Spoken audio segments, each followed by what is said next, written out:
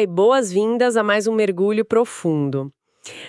Hoje a nossa exploração entra num território que dita, assim, absolutamente tudo sobre a forma como a sociedade vive e se organiza. E que raramente é discutido do jeito certo, né? Exato, muito raramente.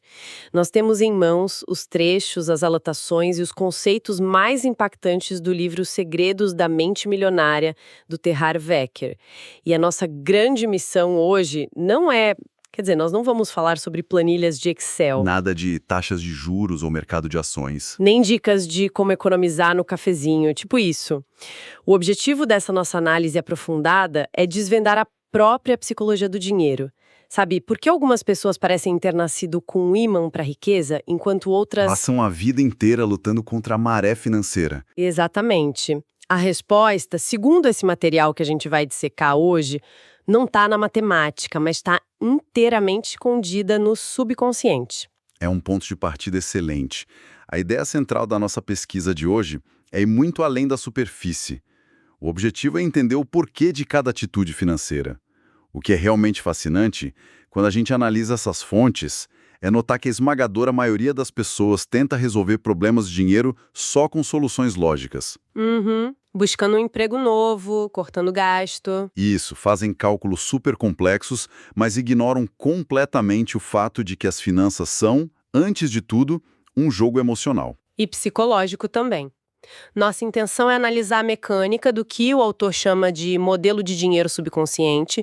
Queremos mapear isso para que quem nos acompanha possa identificar as próprias travas invisíveis. Porque a teoria só ganha vida na prática, né? Quando quem escuta consegue transformar a própria realidade. Com certeza. Certo, vamos desempacotar isso logo de cara. As nossas anotações começam com algo chamado de fórmula da manifestação. Seria o princípio fundamental que rege todos os resultados na vida de uma pessoa. E a fórmula em si parece bem simples. Muito simples. Pensamentos conduzem a sentimentos, que conduzem a ações, que por fim conduzem a resultados. PSA igual a R. Basicamente, a conta bancária é só o final de uma longa esteira de produção que começou lá atrás. Num pensamento completamente invisível. Precisamente. E o grande pulo do gato nessa fórmula não é só entender a sequência, mas questionar a origem dela. Esses pensamentos não surgem do nada. Eles não são criados de forma espontânea. Eles vêm de algum lugar. Vêm de uma programação passada. Esse é o modelo de dinheiro. Dá para pensar nisso como um software que foi instalado no computador lá na primeira infância. Essa programação mental ocorre por 3 vias principais. A programação verbal, os exemplos e os episódios específicos, certo? Isso, a programação verbal é o que se ouvia sobre dinheiro. Os exemplos, ou a modelagem, é o que se via os pais fazerem. E os episódios específicos são aquelas experiências de forte impacto emocional. Quem nos ouve agora carrega um sistema operacional financeiro que foi codificado pela família, pelos professores e pela cultura ao redor durante a juventude. Tem uma história bizarra nas nossas anotações, muito boa, sobre uma panela pequena e um pernil, que ilustra perfeitamente essa questão da modelagem. Ah, a história do assado de domingo. Essa mesma. Como exatamente um assado de domingo se conecta com a conta bancária? Essa anedota é brilhante para explicar hábitos herdados. A história relata uma mulher que estava preparando um pernil para o jantar. Antes de colocar a carne na assadeira, ela ia lá, cortava as 2 pontas do pernil e jogava fora. Jogava fora. Jogava fora. O marido, achando aquilo um desperdício enorme, pergunta o motivo. E ela simplesmente dá de ombros e diz que não sabe, que sempre viu a mãe fazer assim. Por acaso, a mãe dela estava visitando, então eles vão até a sala e perguntam a razão de cortar as pontas. A mãe também fica confusa e responde a mesma coisa que aprendeu assim com a mãe dela. Vai passando de geração em geração. Exato. Aí a curiosidade vence, eles ligam para a avó para entender esse grande segredo culinário ancestral. E a resposta da avó é hilária. Ela diz que cortava as pontas porque, na época dela, a panela era muito pequena. É sensacional, ninguém nunca parou para medir a panela nova. Ninguém. A panela mudou, mas o comportamento continuou cego. Isso ilustra com perfeição como herdamos hábitos de gerações passadas, sabe? Repetindo ações financeiras sem jamais questionar se o contexto de hoje ainda exige aquele sacrifício. E isso nos leva à programação verbal, que tem um poder destrutivo gigantesco. As notas trazem o caso de um homem chamado Steven, que ganhava absurdos $800 mil por ano. Um salário estratosférico. pela lógica matemática, ninguém deveria ter problemas financeiros ganhando isso. Mas, incrivelmente, ele perdia tudo. Ele torrava o dinheiro ou fazia investimentos péssimos e ficava sempre à beira da falência. E o motivo estava lá na infância. A mãe dele repetia incansavelmente que os ricos são gananciosos. De lucram com o suor dos pobres. Isso, o subconsciente do Stephen associou o acúmulo de riqueza à maldade. Então, sempre que ele ganhava muito dinheiro, a mente entrava em curto-circuito. Entre ter estabilidade financeira e manter a lealdade emocional à mãe, a lógica nunca vence. O subconsciente escolhe a aprovação materna e sabota as finanças para não se tornar o vilão da história da mãe. O próprio autor do livro relata uma coisa parecida. O pai dele odiava o mercado de ações, dizia que era tudo uma aposta maldita. E o autor conta que fracassava sistematicamente na bolsa de valores até conseguir limpar essa programação verbal específica. Isso mostra que o buraco é bem mais embaixo, né? E além do que a gente escuta e vê, as fontes falam dos episódios específicos. Tem um relato nas anotações sobre um caminhão de sorvete e uma briga de casal que eu fiquei fascinada. Como que um simples sorvete na infância quase destrói um casamento anos depois. É o exemplo perfeito de como eventos isolados criam traumas ou regras rígidas na nossa cabeça. A esposa do autor, quando tinha uns 8 anos, ouviu o sino do caminhão de sorvete e ia pedir moedas para a mãe. A mãe invariavelmente respondia que não tinha dinheiro e mandava pedir para o pai. Aí ela ia lá e o pai dava o dinheiro. E ela comprava o sorvete. A mente de uma criança processa isso tirando conclusões muito perigosas. Primeiro, que só os homens têm dinheiro. Segundo, que as mulheres não devem reter dinheiro. E terceiro, que o dinheiro serve exclusivamente para prazeres imediatos. O sorvete, no caso. O autor, o marido dela, cresceu com um modelo completamente diferente. Para ele, o dinheiro era ensinado como uma ferramenta de liberdade para o longo prazo. Algo para ser acumulado e investido. Dá para imaginar o caos na hora de fechar as contas do mês? Totalmente caótico. O conflito entre esses dois modelos quase destruiu o relacionamento deles. Porque não era uma simples briga sobre como pagar a conta de luz. Era um choque frontal entre duas programações de infância operando de forma invisível. Para amarrar essa primeira etapa, as fontes usam uma analogia muito visual. A analogia da árvore. Imagine uma árvore onde os frutos representam os resultados da nossa vida. O dinheiro é um fruto, a saúde é um fruto, o nível de estresse é um fruto. Perfeito. Quando alguém não gosta dos frutos, o instinto básico é focar neles, reclamar dos frutos. Mas para mudar o que está visível acima da terra, a única solução real é nutrir ou curar o que está invisível debaixo da terra, que são as raízes. Mudar as raízes mentais e emocionais é a única via para gerar frutos diferentes. Isso nos joga direto no conceito central do material, que são os arquivos de riqueza. A partir desse entendimento das raízes, a pesquisa contrasta como opera a mente de quem constrói riqueza versus a mentalidade de quem vive na escassez. O primeiro arquivo já define o tom, né? Ele foca no protagonismo. O texto argumenta que pessoas que constroem riqueza acreditam piamente que criam as suas próprias vidas. Já quem vive na dificuldade acredita que a vida simplesmente acontece com elas, adotando quase sempre o papel de vítima. E a pesquisa detalha muito bem como identificar esse padrão de vítima. Porque não é algo que as pessoas assumem abertamente. Ninguém diz que é vítima. Existem 3 pistas comportamentais clássicas. A primeira é a transferência de culpa. A culpa é sempre do governo, da economia global, do chefe, do mercado de trabalho. Mas espera aí, isso soa um pouco duro, não soa? Quero dizer, a inflação é um fenômeno real. O mercado de trabalho realmente passa por crises severas.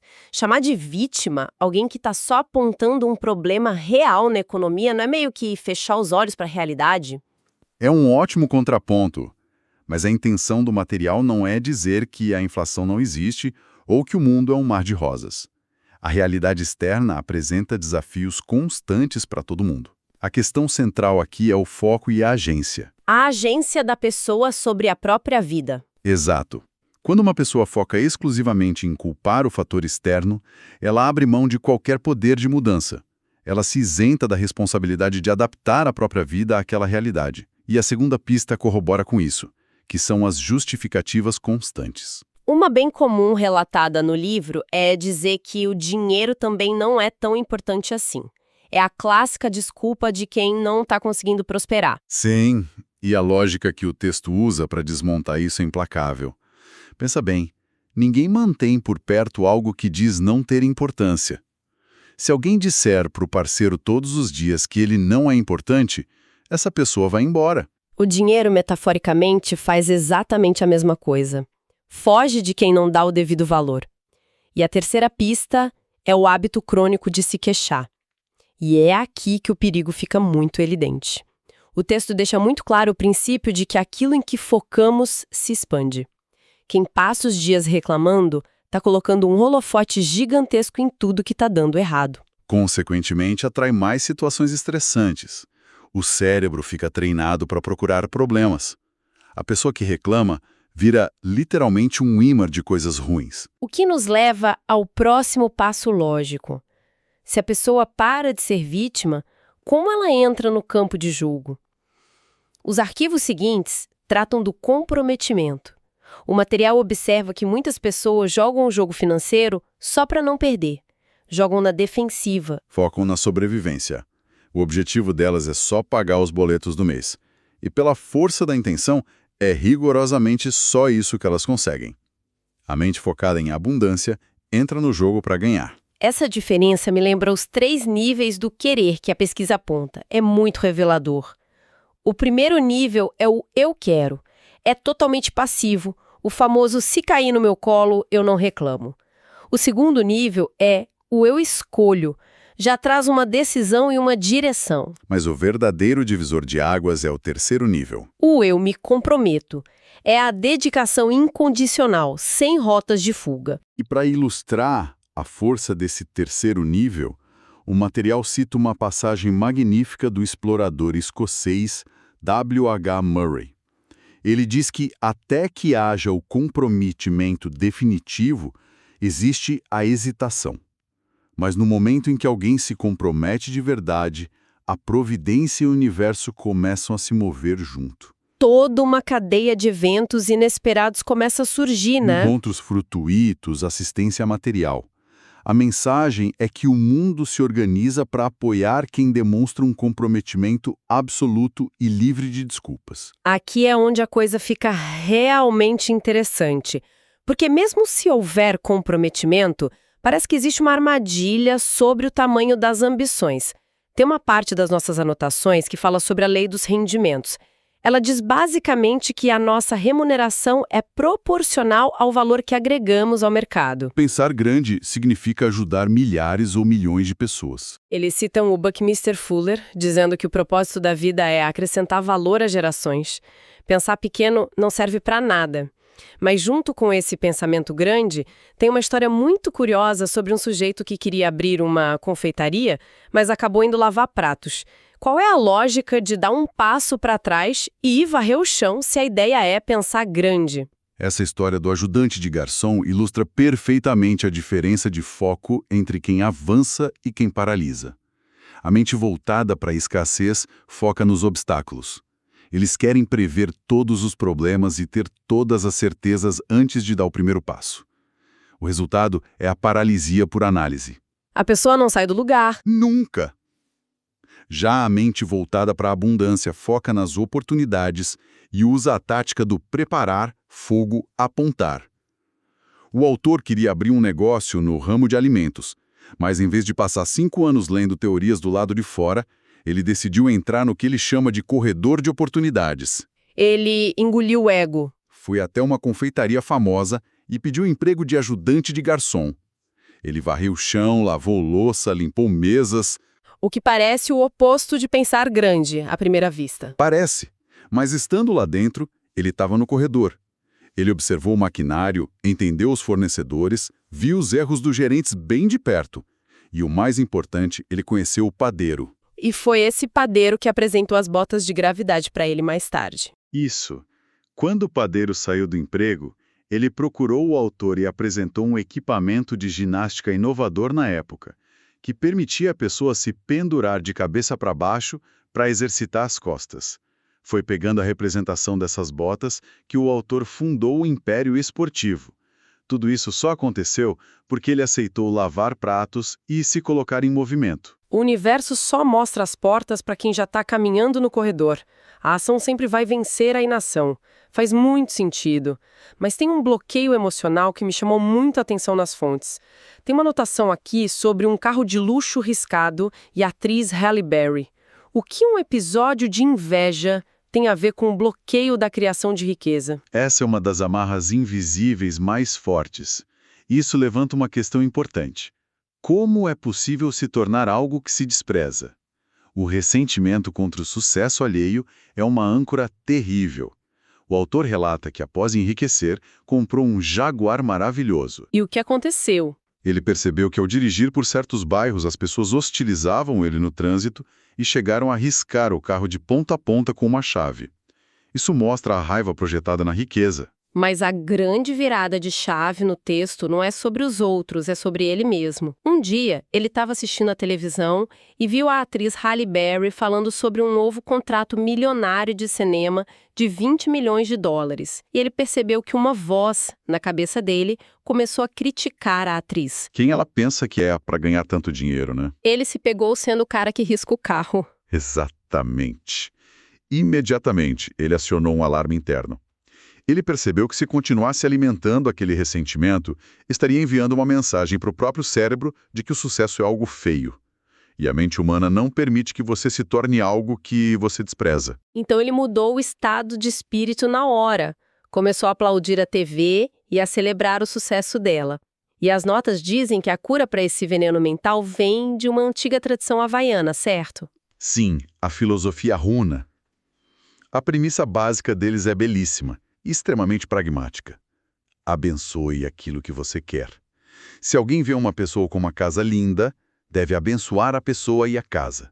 Se vê um carro incrível, abençoe ambos. A energia é contagiosa. Muito. Essa prática reprograma o cérebro para se alinhar com a conquista, em vez de repeli-la. E isso se conecta diretamente com a importância de saber vender o próprio valor.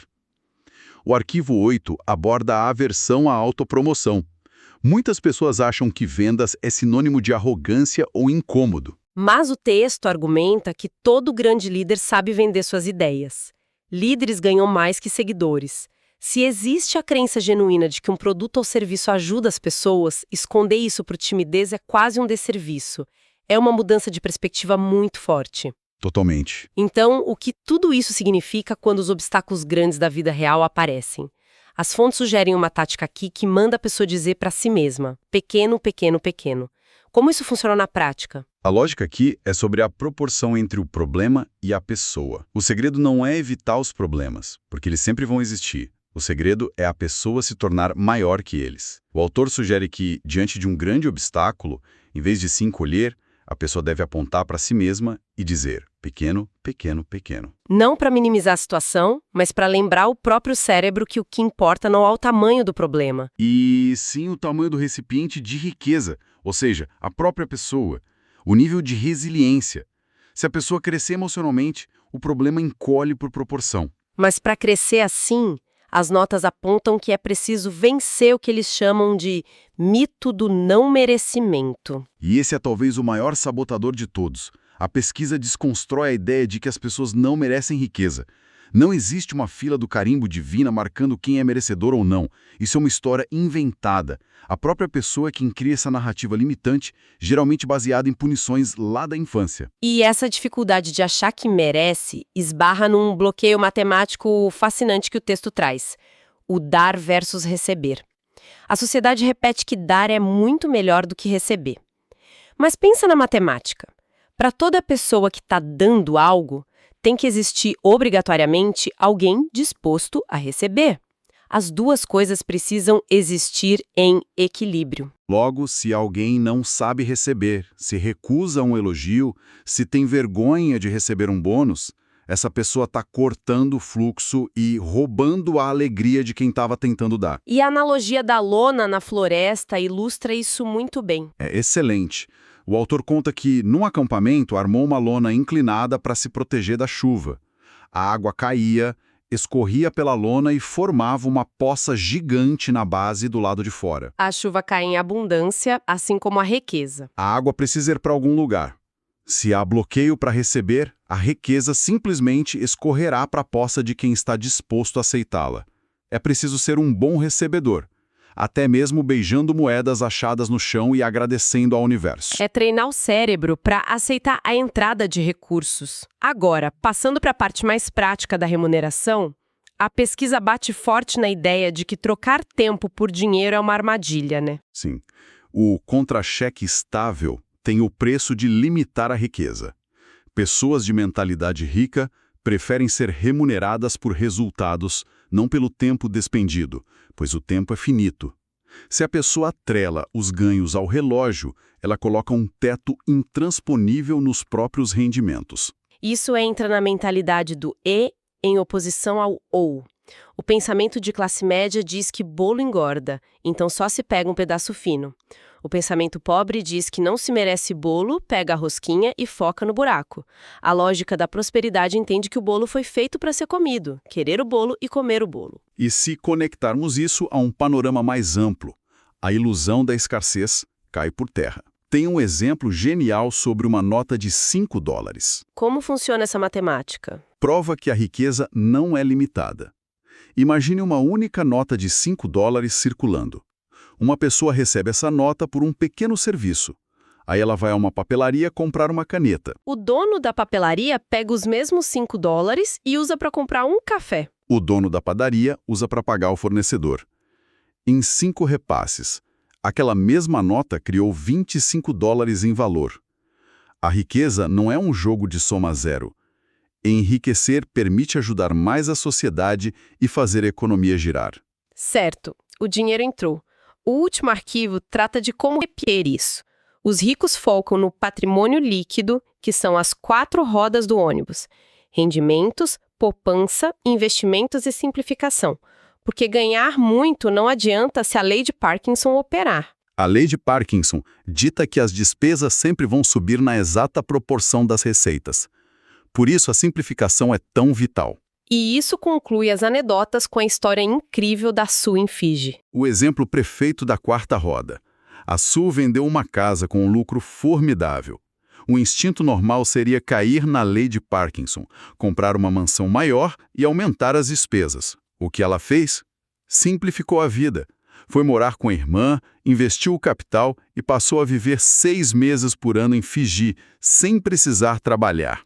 Ela comprou a própria liberdade, provando o poder da simplificação e dos investimentos. Fazendo um grande balanço de tudo que destrinchamos hoje, fica muito nítido que o sucesso financeiro não se trata de qual ação comprar na bolsa. É sobre a infraestrutura mental e emocional. Os arquivos de riqueza demonstram que as raízes invisíveis geram os frutos visíveis. Sem dúvida. E para fecharmos, acho válido trazer uma reflexão poderosa e inédita na nossa discussão. Se o nosso modelo de dinheiro é herdado e muitas vezes baseado no medo e na escassez cultural, o ato de reprogramar a própria mente não é só uma busca por luxo pessoal.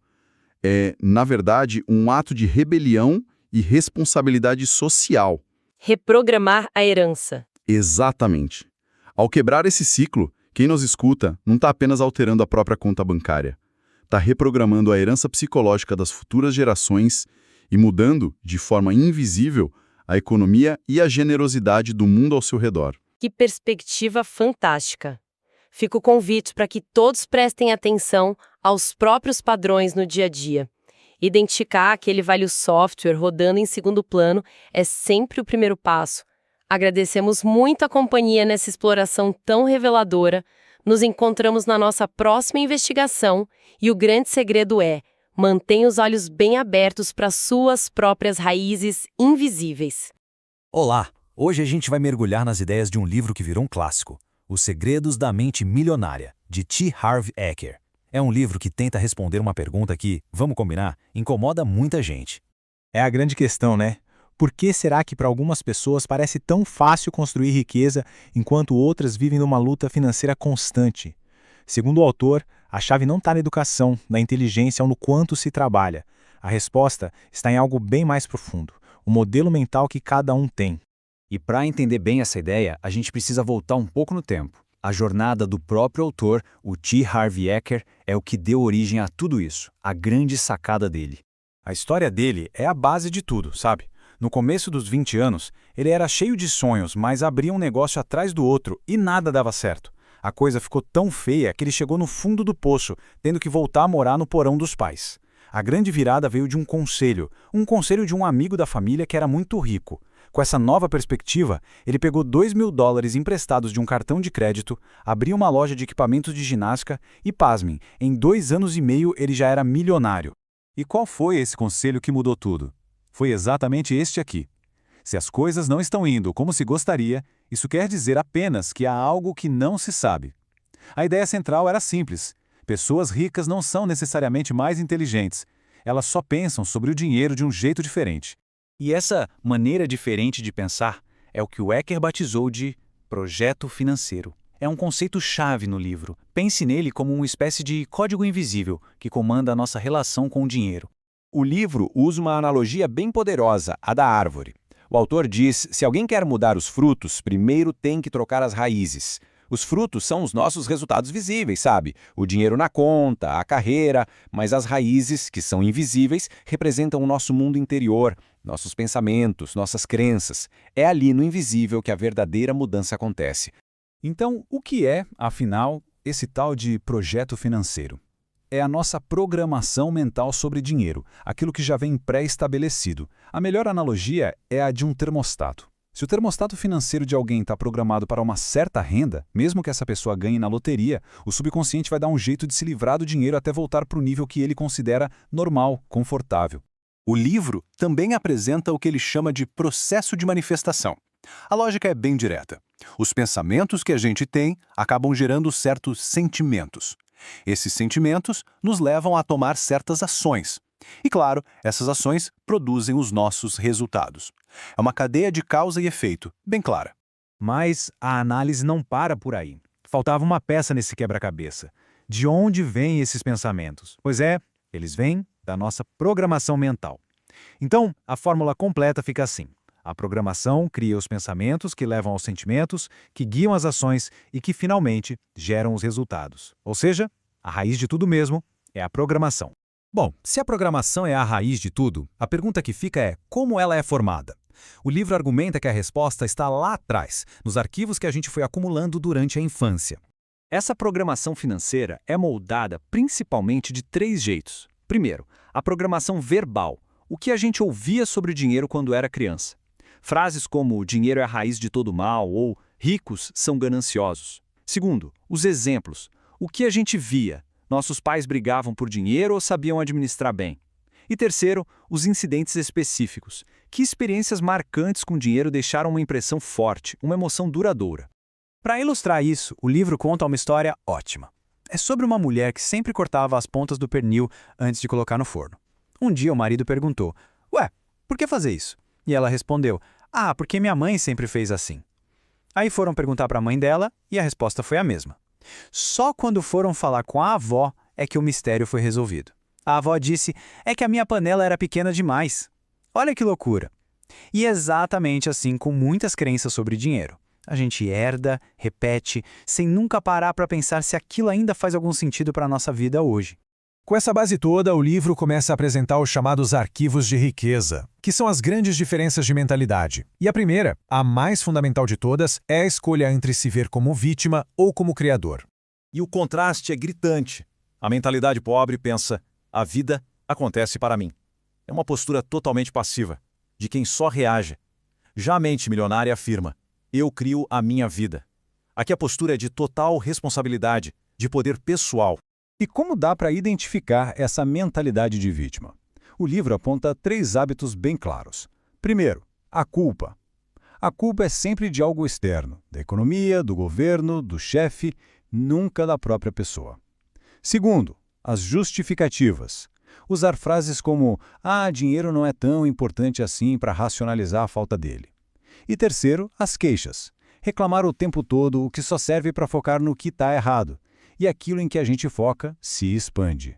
Então, o ponto central aqui é este: não existem vítimas verdadeiramente ricas. É simplesmente impossível construir riqueza enquanto se coloca a culpa nos outros ou nas circunstâncias. A riqueza exige que se assuma as rédeas da própria vida.